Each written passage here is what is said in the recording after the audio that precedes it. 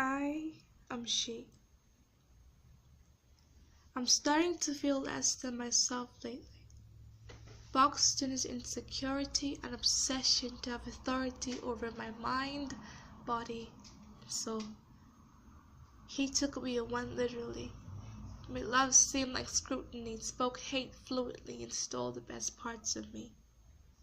I felt like my tears watered his pride and drowned out my pleas for him to stop. He'd see bruises on my skin and blood fall from my lips, and I thought that would be enough. Embarrassed and lost, I endured further, not realizing that in my silence I became an accessory to my own murder and my story, a ventilator that kept me here. Can you hear me now? I am he.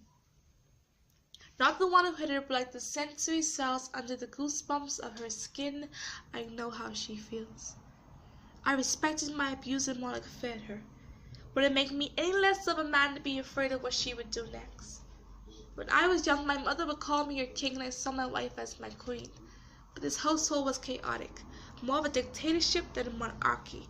More of what she said of fulfilling her needs. She stripped me naked and wore my jeans, or so what society would say. Who do I run to when a cry for help makes me anything less than the head of the home and more of a sissy? And that's what kept me here. Can you hear me now? Be them. I never knew what hurt was like till I saw the look on my mother's face. It was nothing like falling from a bike or having scars on my knees. It was a cry in her voice when he stepped on her as if it was a bridge to his masculinity.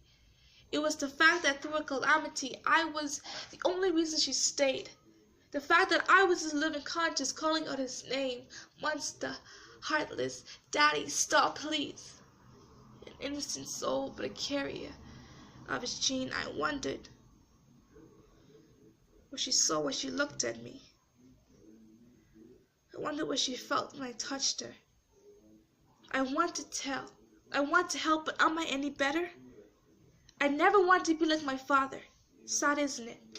But the ugly truth he tried to hide revealed itself every night. My mother would beat the hell out of my father and he wouldn't retaliate.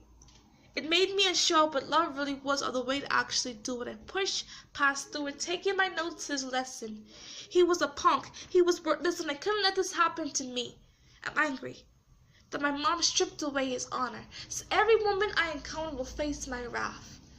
I want to tell, but who would believe me? I want to cry, but I don't want to be another man who seems weak. The cycle continues, and that's what kept me here.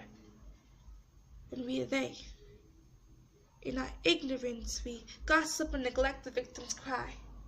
We may see the bruises on their skin and the pain in their eyes, but we are simply minding our own business. She made a bed, so she must lay in it. And you know mans get beat too. Man, wait. He must be a little fruity, because if I'm mad, I can't see how a little woman hit me.